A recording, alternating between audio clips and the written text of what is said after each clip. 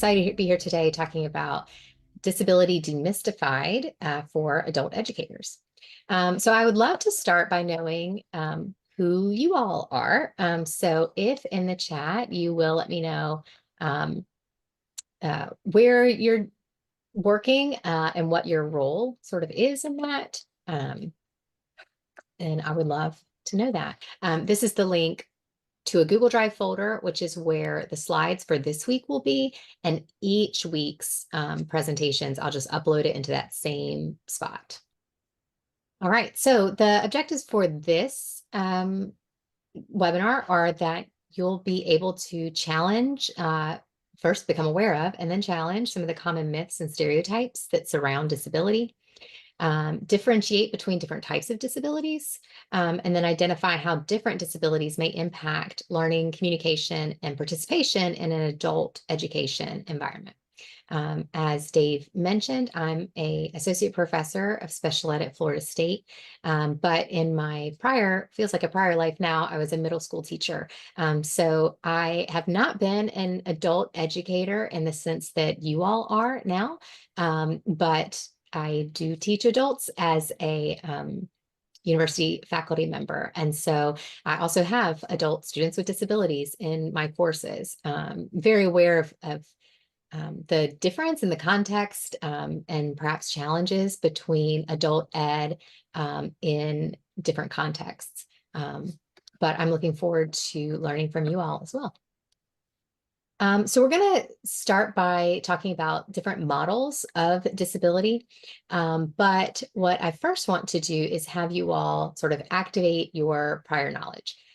So I want you to think about how would you fill in the blank? Disability is not. And I'm going to put a Jamboard into the chat. All right, and so this is what you should see. If Jamboard is new to you, just a quick tutorial, you can click this button and it'll give you a sticky note. You can choose the color and respond. It does have a character limit. And then you can also use text box to do that. So you could put like, your super great comment, and then you can move it around wherever you'd like. But the thing I love about Jamboard, and that makes it inclusive and sort of a safe and accessible tool, is that when you post anonymously.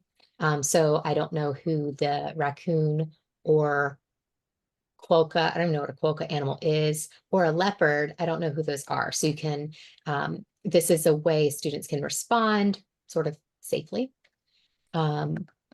So I want you to post on this Jamboard, what is like if you had to define disability without Googling it, what is it, or what does it mean to you? And then on the next page, you go up to the top and click the arrow. And I want you to think, well, right now, what is disability not? So I will give a minute or two for folks to begin populating that. So it's interesting kind of looking at the themes we have so far for disability is seeing that it is unique, different, potentially challenging. And I do really like it's just a state of being, characteristic, unique to the individual. We got two more people. I got two people in the same room. Similar wording there. So disability is not a lack of ability. Limitation, it's not limiting.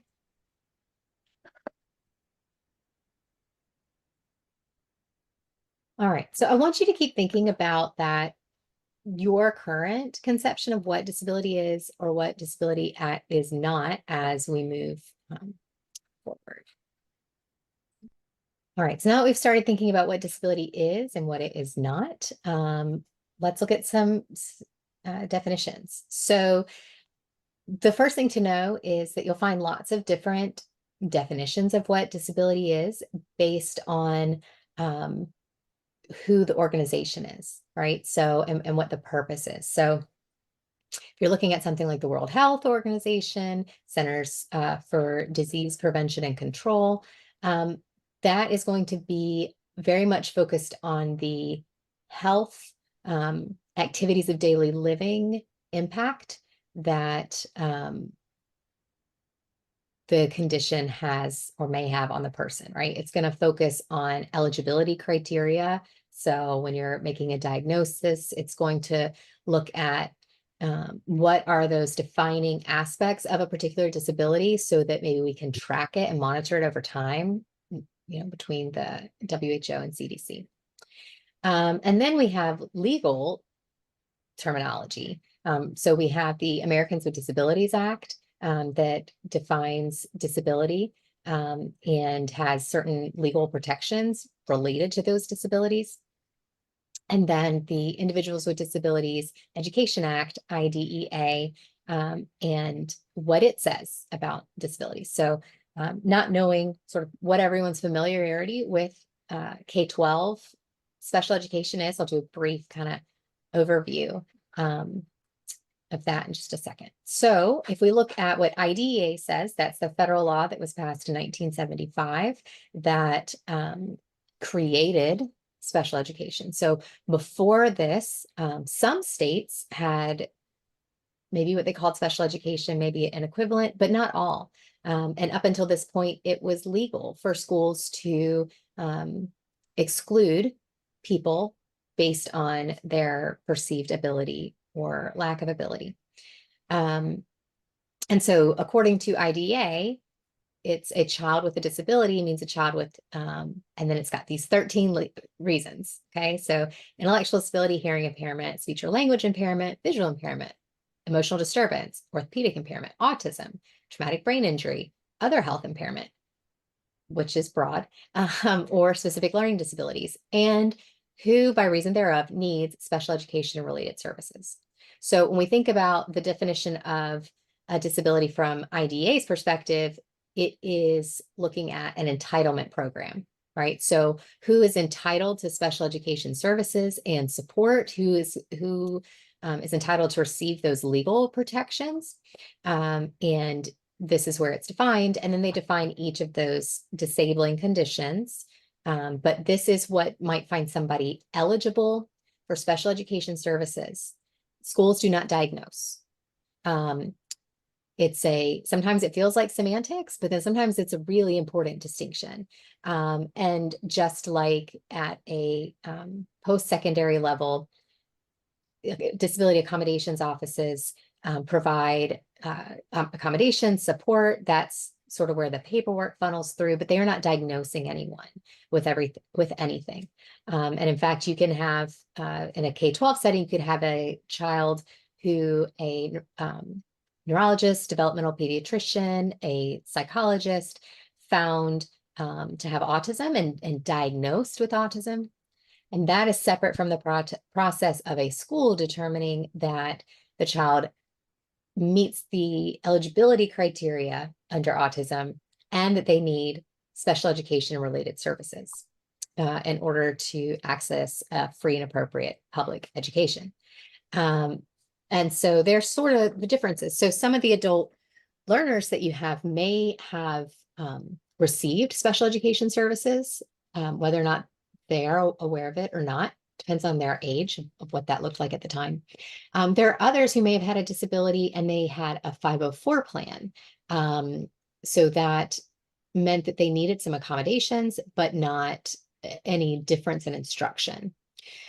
If you look at the other legal definition, looking at Americans with Disabilities Act, that says that a person has a disability if they have physical or mental impairment that substantially limits one or more life activities. They have had a record of such an impairment, and they're perceived by others as having an impairment. And the importance here is that this is a civil rights law, right? And so this is going to protect from discrimination and ensuring that there's equal access. And so both of these impact the way that people with disabilities interact within school structures. Versus if you look at WHO and CDC, it's CDC says it's any condition that makes it more difficult for the person with the condition to do certain activities, similar to ADA, limiting, and interact with the world around them. So it might be participation restrictions. So I want to look at the WHO, and you've probably already read it, definition, and there is something about it that is quite different from these other three. So its disability is a part of being human and is integral to the human experience. It results from the interaction between health conditions and a range of environmental and personal factors. So the difference here, if you're looking between these, is they all are going to talk about the impact of a condition on a person. And that impact is limiting or impacts ability to do certain activities, participation restrictions, right? So they're all acknowledging the impact of disability. But what's unique about the WHO definition is that it leads with it's accepted, it's a part of the human experience. It's not something that is being sought out to cure or eradicate or overcome, that it's just a part of the natural variability within the human condition. And then it goes on to talk about how what it results from. And it's this interaction between a condition an individual might have and the environment in which they interact. So this leads into some disability models, medical, social, charitable, and human rights. And so I'm going to go through these 4 models, and I want you to think about those definitions, or maybe your own definitions that you've thought of or seen before, and which of these models seem to be reflected. So they are medical, social, charitable, human rights. So the bottom line is medical model views disability as disease to be cured. And it's historically, that is the way disability has been treated in the United States in the past century. Social model of disability is a social construct, that it is the environment that is disabling, not something inherent in the person. The charitable view of disability is that it's a tragedy. It is something to be pitied. It is something people are afflicted with, and not something enviable. Human rights model sees disability as diversity. So a little closer to the WHO of it's a part of the variability of the human experience. It is not something that makes people less than, and therefore we need to ensure that they have equal opportunities and rights to participate in society and live the lives that they want to live. So I have this quick video that I want us to watch. I need to just make sure I'm sharing the sound. Okay. If when I turn this on, you can give me a thumbs up that the sound works. It's 1950s and the Air Force has a problem. They just invested heavily in new jet-powered aviation with the assumption that they were going to get massive gains in performance from their pilots. But in fact, the opposite was happening. In one day, over 17 pilots crashed. And no one really knew why. They blamed the pilots, they blamed the flight instructors, and then they figured out it was the cockpit. They had built the cockpit around this idea of an average-sized pilot, as defined in the 1920s. They commissioned the largest study at the time of pilot body size to calculate a brand new average-sized pilot. But guess what they found? There actually was not even one single pilot that was average on the dimensions of size that mattered for cockpits. If you designed a cockpit on average, then it actually fit nobody. Once the Air Force figured that out, they banned the use of averages in design, created flexible cockpits, and performance soared. The parallel to education is pretty straightforward. We're still the only industry left that encourages designing to averages, whether it's textbooks, assessments. We even fix the pace and sequence that kids learn, all based on what we know about kids on average. So no wonder we have performance problems in education. But we also know the way forward. If instead we build educational environments to fit each individual, then we can expect the same kind of performance gains and expanded opportunity that the Air Force found. All right, so let's break down the implications of that. So if he's saying we need to make sure that we're individually designing instruction, I don't know about you, but my mind immediately is, well, that's more than I have capacity to do. I cannot design individual lessons and assessments and pacing for every person. And that's not what he meant, and that's not, we'll come back around to universal design for learning. That's not what's intended there. Because notice, it wasn't that they measured each pilot and then went and created it to meet their needs. It's that they built something that was universally accessible, that could be adjusted and customized, seat forward, back. I know nothing else about cockpits, what else they needed to do, but making sure that they were able to fit. And so that's the way, and sort of the framework I want you to be thinking about when it comes to supporting adult learners with disabilities. And I would say, like, just all your learners, is that we want to think about how can we design a learning environment that is flexible so that it can meet different people's needs, but is still feasible given like the realities within which we are working. So then backing up, the second point is, why is that needed? Is this concept of like, there is no such thing as average. So that was Todd Rose.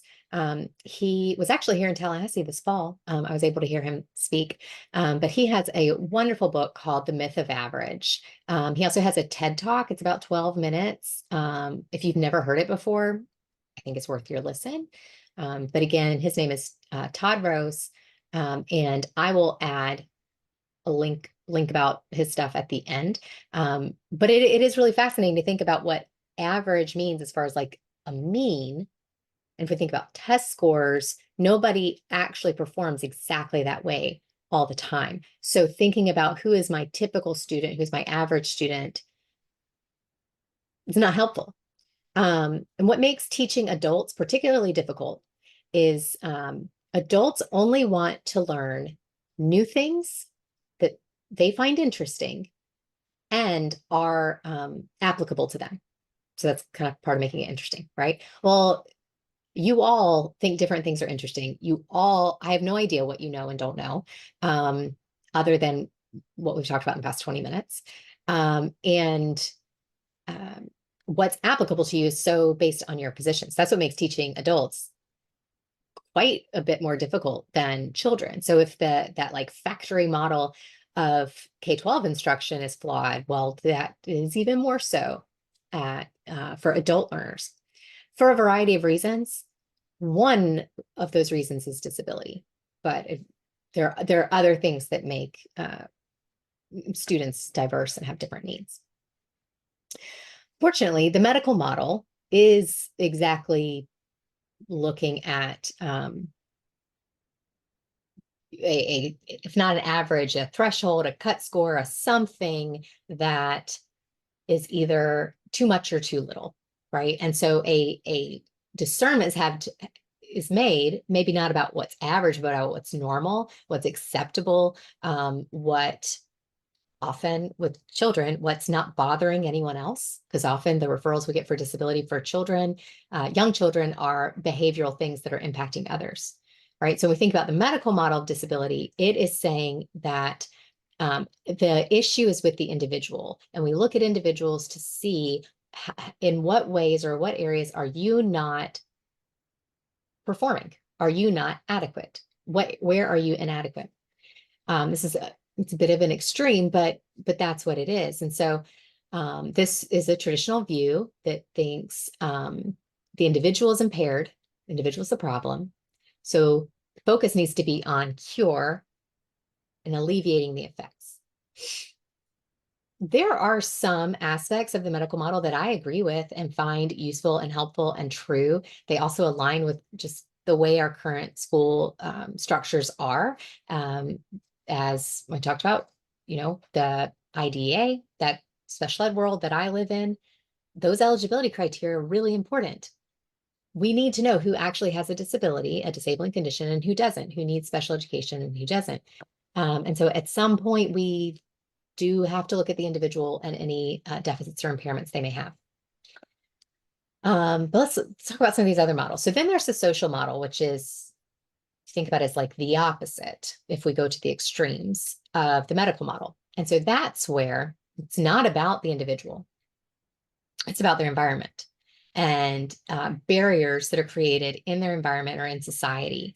So social barriers, things like just the organization, the systems within which we work, things being inflexible, procedures and practices that are systems centered versus individual or student centered. It could also be these attitudes. We're going to talk about ableism a little bit in a minute, but these attitudes aren't always overt. They may not be conscious, but we may have some prejudice, stereotyping, and as a result, discrimination based on disability. And so while the medical model says we need to cure people with disabilities and that it is a defect in them, the social model says the defect is in the environment. And if an environment or society, workplace was just more accessible and more inclusive, then there would not be a disabling condition. I think both of those are really extreme. So I want to be clear. I'm not saying there's a view that's right. There's one view that's right. There are views that are wrong, but there's not one that's right. It depends on what perspective are you coming from. As adult educators, you are also bound to some degree by the medical model of disability. What students have official accommodations, right? Because on standardized tests and different things, there's some accommodations can only be given if the person has a disability on file. But at the same time, the social model is applicable because there are things within our classrooms, within our schools and systems that are disabling, that do make the experience of people with disabilities worse than they need to be. So I think it's kind of somewhere in the middle. So the medical model of disability says the impairment's a problem. They should cure her or she should have prosthetics. It's an extreme view. Social model says it's the stairs. She just needs a ramp. That doesn't make the challenges to walking go away. Just as the cure of prosthetics doesn't necessarily take away the need for stairs. But I think it's kind of somewhere in the middle. So if we look at the human rights model of disability, so this is saying that disability is a part of the human experience, and therefore people with disabilities require the same rights and considerations as anyone else. And so this is where the civil rights movement strongly influenced the disability rights movement. So in things like Brown versus Board of Education, where that Supreme Court ruling was not talking about disability, it was only talking about race. And yet what the judges said in their opinion, you could take out race and put in disability, and it's just as true. And so when it was determined that separate is not equal based on race, parents of people with disabilities said, well, if separate's not equal for race, separate's not equal for students with disabilities. And so much of the disability movement came from there to eventually pass what became IDEA, and then later the Section 504, as well as the Americans with Disabilities Act. So this woman right here, if anybody recognizes her, this is Judy Heumann. Judy Heumann is one of the leaders of the disability rights movement. She passed away last year. And she is featured in a documentary called Crip Camp, CRIP, like cripple, Crip Camp. It is on Netflix. I think it's also on YouTube for free.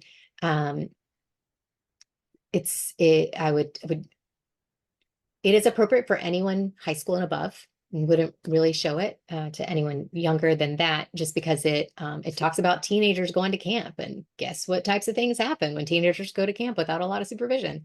But one of the things was this sort of disability rights movement that these very young people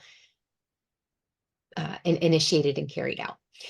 If you'd like to learn more, something very worthwhile watching is, and again, you'll have a link to this, but if you've ever seen the show Drunk History from Comedy Central, but also there's YouTube clips on it. Watch the drunk history from the 504 sit-in. It is interesting, enjoyable, funny, and will give you more information about Judy Heumann and her life. And then finally, the charitable model. So in the charitable model, that's where disability is a tragedy.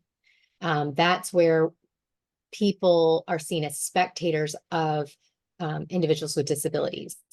So it's the feel-good YouTube videos where, this somebody with Down syndrome is made prom king, and that's great, but it's why? Is it simply because they have a disability?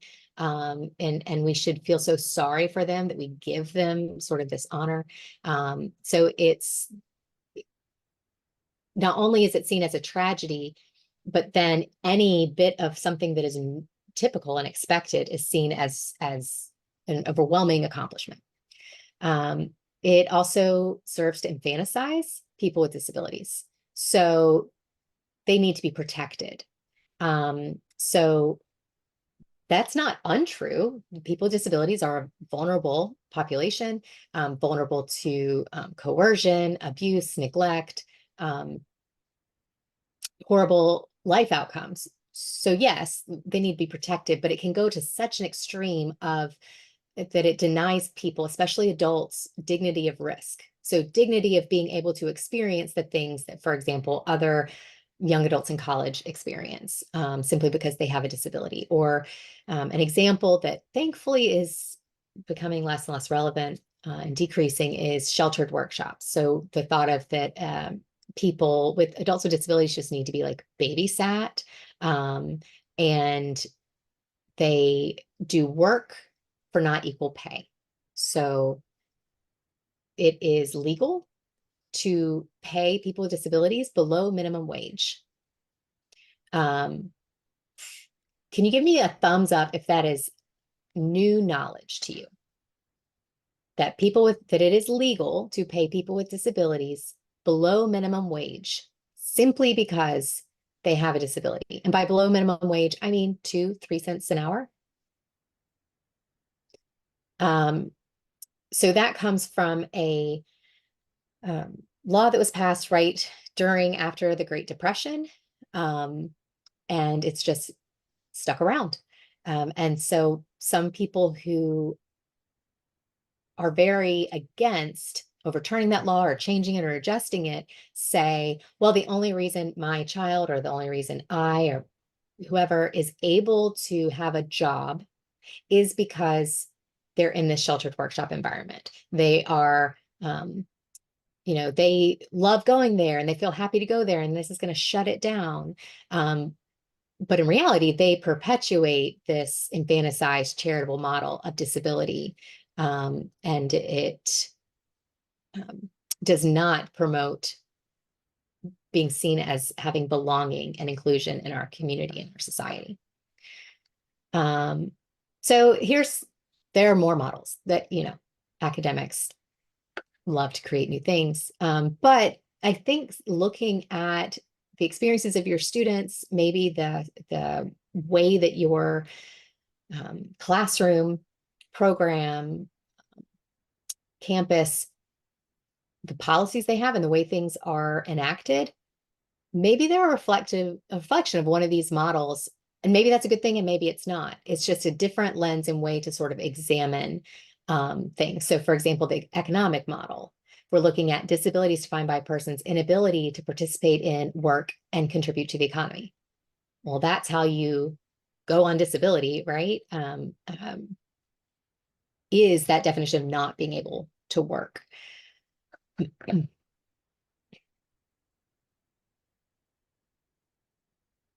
Okay, so before we move into looking at misconceptions, I want to give a moment to see if anyone has any comments, questions, thoughts. You can unmute and ask. You can also put it into the chat. So I'll give a little time to see if there's anybody who wants to discuss this more before we move on.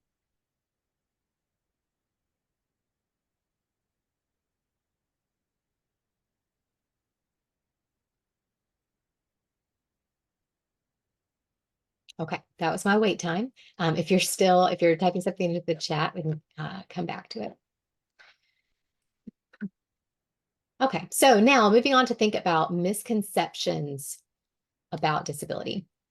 I cannot recommend this book enough. Demystifying Disability. It is very short. It is very easy and quick read. And yet I feel like I've read it 10 times. So it's one of those things that are like so concise and yet needs a lot of time to kind of marinate with me. So my students and I did a book study of this. And Emily Ladau is an adult woman with a physical disability. And so she's writing from her perspective. But some of the common misconceptions when it comes to disability are that it means inability, which I think is exactly what someone put on the Jamboard, that it's a personal problem. So I feel like I can put quotes around personal too, because problem implying that it needs to be fixed. There's a deficit. Sometimes there's shame accompanying that, and that it's personal. So that is something for you to deal with. That's not something that we publicly talk about. It this contributes to the feeling of like saying disabled or disability is a bad word or a bad thing.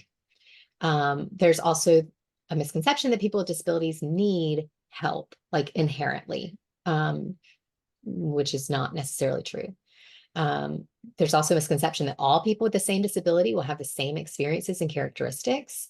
And I think this is one of the hardest parts as an educator, because we want to learn about common characteristics of disability. So a student who has dyslexia, a student who has bipolar disorder, a student who has autism, wanting to understand how does that affect that individual? How might it affect their experience? So we need some generalizable knowledge, but at the same time, when you in your own work with individuals, you want to not assume, oh, they have autism, they're going to have difficulty making eye contact, or they have autism, they're not going to want to do group work. Not necessarily. And then finally, that disability is a bad word, or that it's bad to talk about, it's bad to say someone is disabled. If it's just a part of the normal human experience, if it's not a tragedy, if it's not something to be fixed, then it's not something to be ashamed of. And so this, I want to talk about really quick, sort of the language that we use. And you may have noticed I flip back and forth if this is something that you're sensitive to. So there's something called person first language, which has been traditionally what like we taught in all my syllabi, stuff like that. It's what schools use.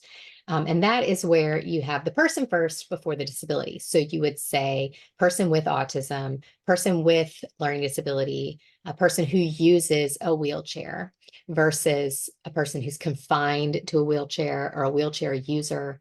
For a long time, saying an autistic person was seen as like discriminatory language. Things are changing now. And so person first language is still kind of my default. But identity first language is growing. And so identity first language has always been there for the deaf community. So people who have see being deaf as a part of their identity, we don't say a person with deafness, right? And it is a part of their culture and their identity, capital D for deaf. The autism self-advocate movement has copied that. And so many people with autism, those who have maybe less intense support needs, maybe who were diagnosed as adults, are wanting to use identity first language of saying, I am autistic, I'm an autistic person, that's a part of who I am. My default is just use the language individuals prefer. If they want to be called something, use that. And otherwise, I kind of flip-flop back and forth. So there is great diversity in disability identity, meaning what does it mean to have a disability or to be disabled varies, just like what does it mean to be Christian? What does it mean to be vegetarian? What does it mean to be, an alumni of Florida State University? Any of these aspects of our identities, we all kind of approach it differently. And it's important to remember that not every disability is visible. So not only if someone has a visible disability, can you not assume anything about how they feel about that. we also don't want to assume that just because I couldn't tell that they had a disability, that they don't have one. Just because they may be successful, doing really well, have lots of friends, hold a job, doesn't mean that they aren't still disabled. And I identify with this as somebody who was diagnosed with ADHD as an adult. And when I was diagnosed, I remember telling the psychiatrist, like, no, I do not have ADHD. I have 3 degrees in special ed. I know what ADHD is. I do not have it. And he said, you know what it looks like in young boys. You know what it looks like in a school setting for that group. And he said, you don't know or don't recognize what it looks like in especially adult women, in girls who are gifted and have good social skills.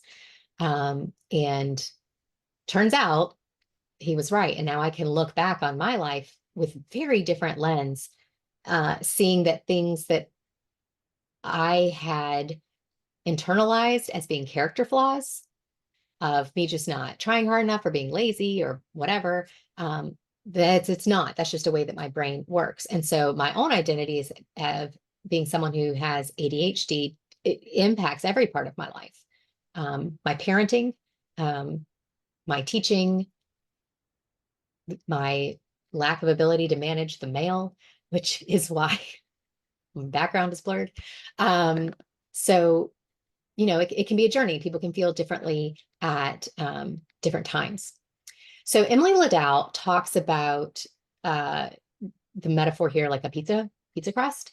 And so you can think about what would be on your metaphorical pizza that define how you experience the world, right? So I would now have ADHD as part of that, but that label is like not even helpful. It's also not a great word. ADHD is not a deficit of attention. It is a surplus of attention. It is too much attention to everything, and impulse, too much impulse, not enough thinking before acting. And then there could be other things. I am a faculty member. I am a Christian. I am a mom. My husband stays at home. These are all different parts of our identity that make up the pizza. The disability is a piece of that, and it affects every single one. Oh my gosh, executive function, Steve, that is the most disabling part for me. And so we're going to have a whole session on executive functioning. So what I hope you can see maybe by this mental exercise is that a person who identifies as having a disability is going to be influenced or impacted by a variety of factors, and everybody's pizza is going to be different. So while, any of us with ADHD are going to have some executive dysfunction, what exactly that looks like is going to be different. And so this leads into ableism, because sometimes some aspects of disability are okay. And some are, I put that in quotes, okay. And some are not okay, right? So some might be more stigmatizing than others. Lately, dyslexia seems to have really lost a lot of the stigma with the rise in like the science of reading movement and things like that. But the stigma behind a mental health condition or an intellectual disability has not gone away. And so ableism is discrimination of and social prejudice against people with disabilities based on the belief that typical abilities are superior. I think there is unconscious ableism, there's systemic ableism. I don't think anyone who might inadvertently act this way is intentional. They don't maybe intentionally think like, I am better than this person with a disability.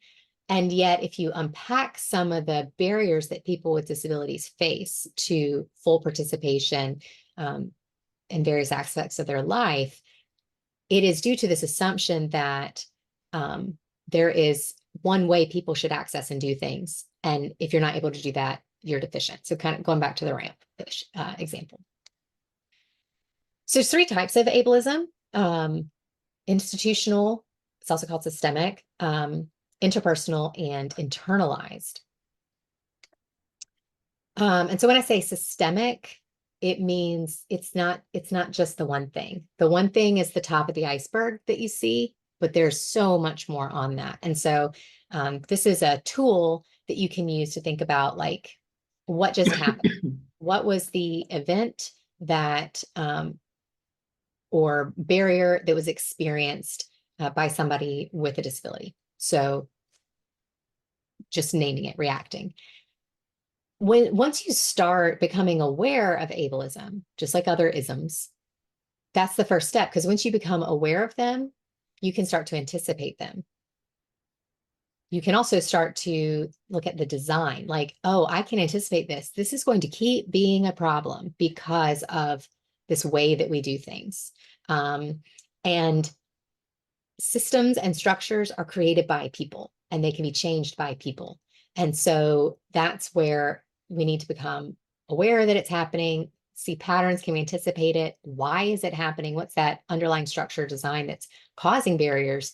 And then how can we change it, if we can change it? So are we making these decisions because we have certain assumptions and beliefs that are keeping that system in place?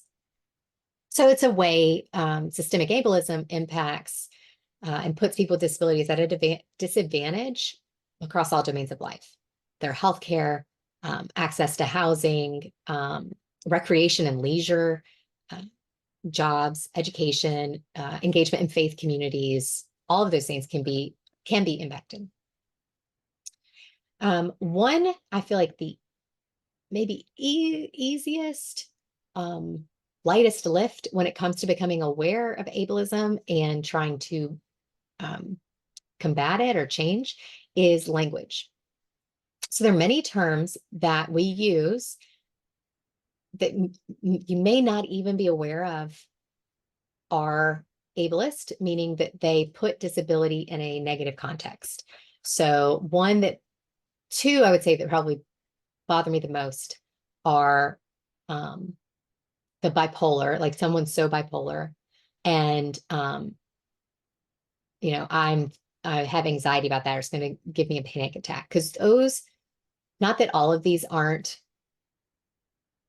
legitimate disabling conditions, but those are some that have the most stigma. And when people who are like, who do have panic attacks or who might be diagnosed with bipolar, when they hear it used in that pejorative way, that has a lasting impact. So if you just Google like ableist language, alternatives to ableist language, there are lots of guides, tables. So this is just an example. So instead of saying like, she's acting crazy, but like maybe they're wild. Something's not lame, it's boring. Someone was blind to something, maybe we can say they're ignorant. And OCD is the other one. Like, you can be meticulous. And it's interesting how some of these are valued and seen as like better than others. Like, oh, they're so OCD, all of their work is perfect.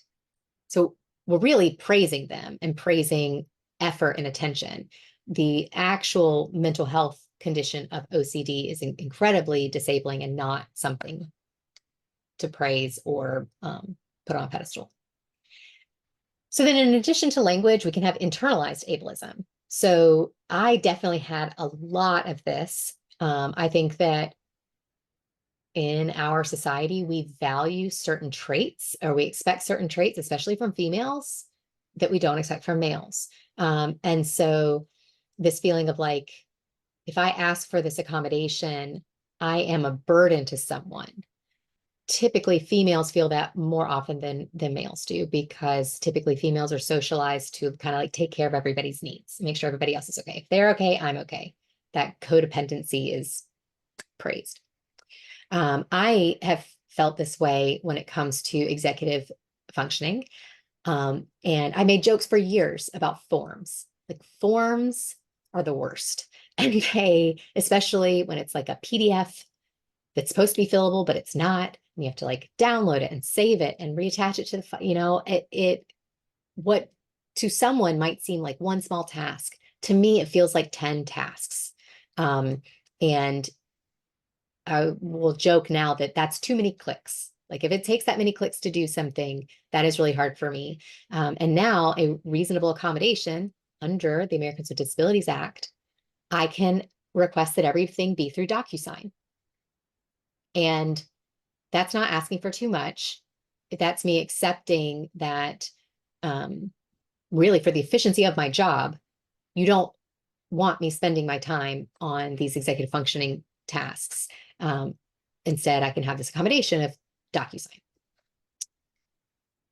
And then there's academic ableism. So that happens when adults and K-12 students, but when they have to go through this eligibility process to receive accommodations, sometimes disability studies scholars talk about this as the burden of proof.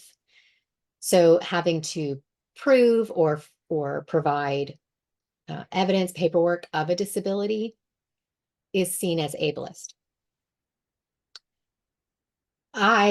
That's just the way that our system is right now. I don't know what an answer to that is at a sort of big level. As a classroom instructor, I try to address this by just being flexible with all people and using universal design for learning. Accommodations, though, are often a retrofit. Like you've designed your perfect classroom, but then, oh, this isn't going to work for you. And then that further makes that person with a disability feel like a burden.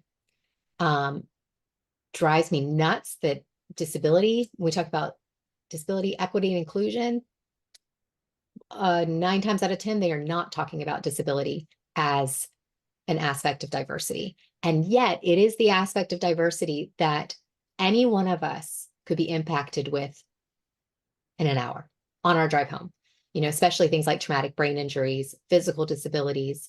We are kind of all an accident away from perhaps adding that to our own identity. So I want you to think about what is something you could do with no assistance or support? What is something you could do with some assistance or support? And what could you do if you had a lot of assistance and support? So I'm going to give a minute for you can write them down if you want to, think about what are those 3 things. Something you could do with no assistance or support, some, or a lot.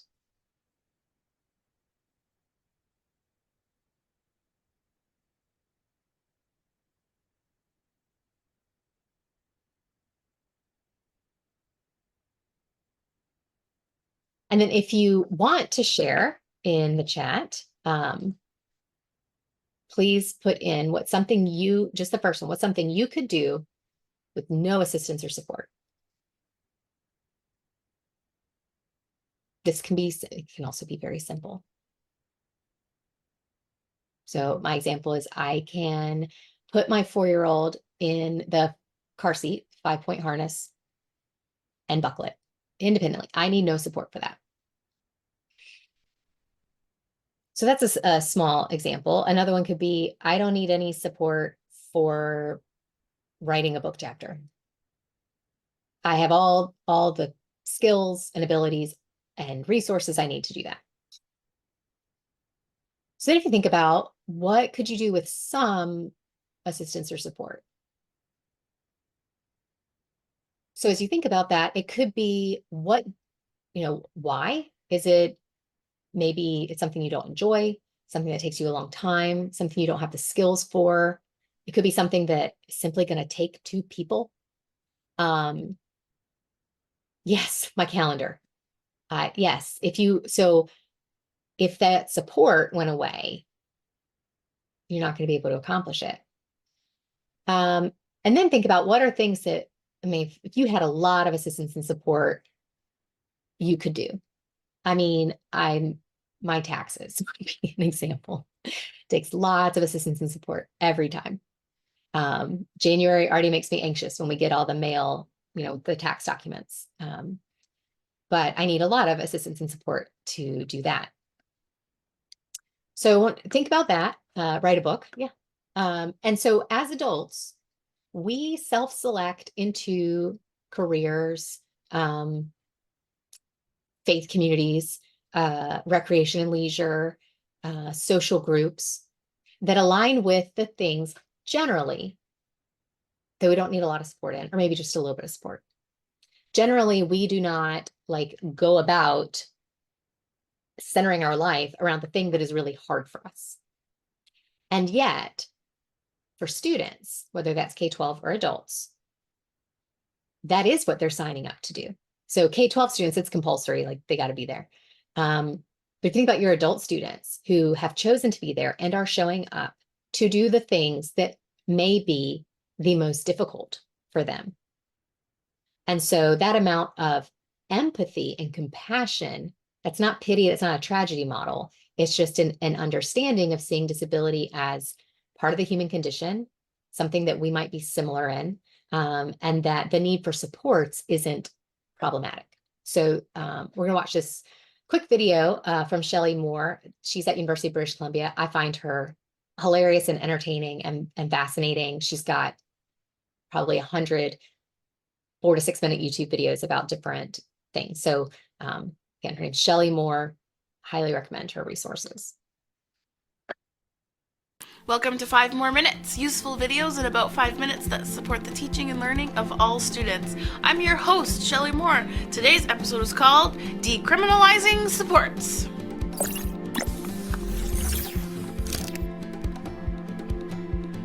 So today, I'm gifting you with a poem. May I present to you a 5 More Minutes video in Susonian verse. Every morning of every day, what supports do you rely on to help you along the way? I mean, I wake up in the morning, my phone honks, chimes, and blasts my faves as I struggle to get out of bed to music horns and crashing waves. Our coffee brews with the push of a button or sometimes on its own, with programmable toasters and microwaved eggs as we look at the schedules of our day on the phone. We get into our car with a keyless remote and our seat adjusts to our height. We program our GPS device and then choose the guiding voice that's just right. We have options of radio, podcasts, or books to listen to as we drive, or we pick up a friend on the way to our work to chat with as we offer a ride. We talk to our colleagues about questions and topics throughout our day as we work. We bring and share snacks to those who may have forgot and are hungry while they do paperwork. At the end of those extra hard weeks, or maybe the last few days before Christmas break, you might even catch us with a beverage in hand or a little extra something in our shake. Now let's change our perspective to those who are scholars, students who are very much like us, just a little bit smaller. Students who, like me, had to sit on their hands so they wouldn't count with their fingers to make sure it was math they could understand. Or those who are only allowed to show their learning in one way rather than offering choice or whether they want to go or if they want to stay. Using calculators or spell check are all seen as them cheating. They aren't allowed to talk to others and must be in rows while they're seating. Trying to monitor supports for all these different kids just makes us weary, forgetting we all have a reader and scribe in our pockets and we all know her as Siri. Hello, Shelley Moore. We are running around trying to get to everyone we can. Rather than building in supports from the start, let's help everyone with the plan. We will never have enough staffing, funding, or time if we continue to retrofit supports instead of building it in as part of the design. But in order to do that, we have to let go of the thinking that supports are only for a few kids and they don't have to prove that they're sinking, and teaching instead when they need a support to regulate their learning in others so they know how to push themselves further instead of relying on their mothers. Let's look at winter tires for the perfect example, a support we in the North use to this day. Between October and March, we change our tires over so that when it's icy, our car does not stray. I can guarantee you a mechanic would not say, "Winter tires!" Shh, someone might hear. Do you really want someone to know that you have them? Let's hope they have plugs in their ears. I can also bet that you wouldn't hear a tire shop owner complain that getting tires for winter should be something you prove you really need before you get chains. The best of all, and it still makes me laugh, is thinking about winter tire reviving, imagining if someone said to us, "Forget it, you'll lose the skill of bald tire driving." It's ridiculous to think about because the opposite is true. It's knowing when, not if you need tires, and then just trying to get through. Pushing through winter conditions, even if just for one day. Can you imagine the Coquihalla Highway if people actually drove this way? Now, if you see a driver with studs on in June, this might be a conversation upcoming. Or maybe they just moved to Canada and heard rumors to get ready because winter is coming. But guess what? It doesn't matter because I can definitely tell you that no one's been hurt by too many supports, but there's definitely been too many harmed by too few. Supports for all, this is the key. Let's not be our kids' education sequel, where supports weren't allowed and we weren't taught to believe that fair is not always equal. I will leave you with just one last story to remind you that support is not a bad thing. A boy named Zach came up to me in grade 8 and told me something that zinged. He said, "Miss Moore, you were my favorite teacher, but I definitely hated your class because you made me believe for a second that I might have been good at math. And then I got to grade 9. It put me back in my place. It made me remember that this is all just a race I've never been good at, a race that I've never won, that school's where I fail, not where I have fun." Think of your kids now. What kind of teacher do you want to be? One that supports them to believe in themselves, or make them feel that they must cheat and plead? Right. There it is. So I thought that was a creative poem, and it is usually in the funny and the satire that picks at the truth. And I think I heard that for the first time this fall, and it was interesting how much it impacted me as someone who talks and writes about UDL and disability all the time. So that's where we will conclude for today. It's 4:05. But I hope that this was a good preview of what this year's webinar series is going to be. If you are interested, I will put the link to the last year's series. I have all but one that's gone into the void of the internet. But I'll add links to that. So last year it was really focusing on neurodiversity, autism, and this year we're going to look more at instructional aspects of how to make sure that we're supporting our adult students with disabilities.